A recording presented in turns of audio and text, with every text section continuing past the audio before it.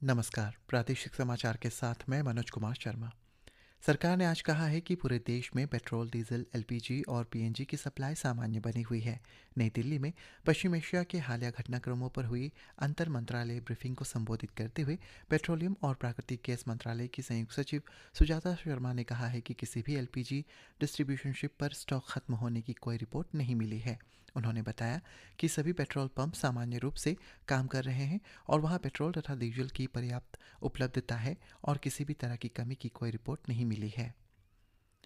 मुख्यमंत्री पेमा खांडू ने आज अरुणाचल प्रदेश लोक सेवा आयोग द्वारा आयोजित अरुणाचल प्रदेश इंजीनियरिंग सर्विसेज परीक्षा APESC 2026 के सफल अभ्यर्थियों को ईटानगर स्थित दोरजी खांडू कन्वेंशन सेंटर में सम्मानित करते हुए उन्हें नियुक्ति पत्र सौंपे। नवनियुक्त इंजीनियर्स को संबोधित करते हुए मुख्यमंत्री ने राज्य के विकास में उनकी महत्वपूर्ण भूमिका पर जोर दिया। उन्होंने अधिकारियों से ईमानदारी, पेशेवर और जनसेवा के उच्चतम मानकों को बनाए रखने का आग्रह किया। मुख्यमंत्री ने परियोजनाओं की गुणवत्तापूर्ण क्रियान्वयन, समय पर पूरा एवं विभागों के बीच बेहतर समन्वय के महत्व को भी रेखांकित किया गया। मुख्यमंत्री पेमा खांडू ने कल सर्वोच्च न्यायालय द्वारा सरकारी ठेकों के आवंटन में कथित अनियमितताओं की जांच के लिए केंद्रीय अन्वेषण ब्यूरो CBI को दिए गए आदेश का स्वागत किया गया है। उन्होंने जांच में पूर्ण सहयोग का आश्वासन भी दिया। श्री खांडू ने कहा है कि उनकी सरकार के पास छिपाने के लिए कुछ भी नहीं है और निष्पक्ष तथा स्वतंत्र जांच के लिए हर संभव सहयोग प्रदान किया जाएगा।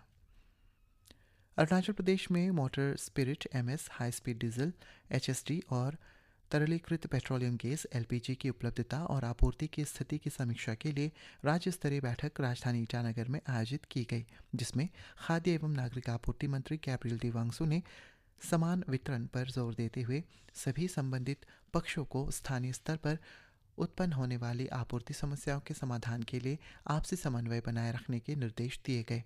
उन्होंने कालाबाजारी से संलिप्त व्यक्तियों या एजेंसियों के विरुद्ध कड़ी कानूनी कार्रवाई की चेतावनी भी दी है।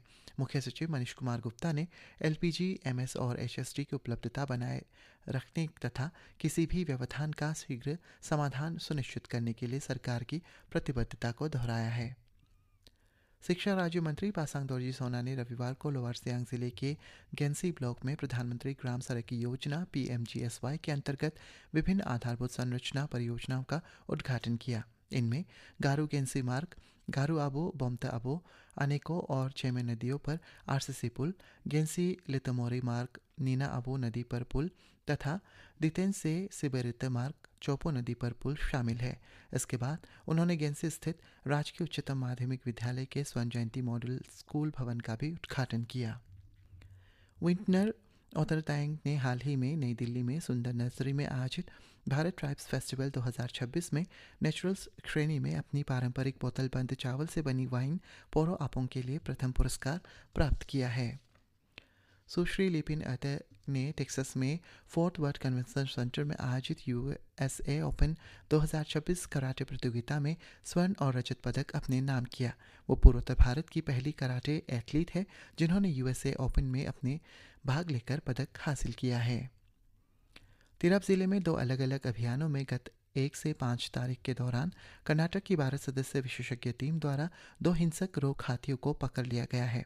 यह अभियान राज्य के पर्यावरण, वन एवं जलवायु परिवर्तन विभाग, राष्ट्रीय बाघ संरक्षण प्राधिकरण NTCA, नई दिल्ली स्थित तथा भारतीय वन्यजीव संस्थान द्वारा देहरादून के सहयोग से संचालित किया गया था। फ्रीडम ट्रेल पदयात्रा का दूसरा संस्करण रविवार को पुंगतेंग से में संपन्न हुआ। यह आयोजन 14वें दलाई लामा के 1959 में भारत में प्रथम प्रवेश की ऐतिहासिक और आध्यात्मिक स्मृति में किया गया, जब वे शरण लेने के लिए 5 अप्रैल 1959 को तवांग पहुंचे थे।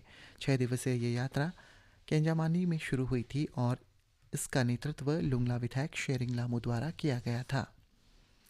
स्पेयरहेड डिवीजन स्पेयर कोर द्वारा कल सिगार में एक सम्मान समारोह आयोजित किया गया, जिसमें हाल ही में ईस्ट सियांग जिले के सिगार और आसपास के क्षेत्र के जंगलों में लगी आग से निपटने में उत्कृष्ट योगदान देने वाले नागरिक प्रशासन, राज्य पुलिस, अग्निशमन एवं आपात सेवाओं, SDRF कर्मियों, जनप्रतिनिधियों और स्थानीय ग्रामीणों को सम्मानित किया गया। इसी के साथ ये समाचार बुलेटिन समाप्त हुआ। नमस्कार।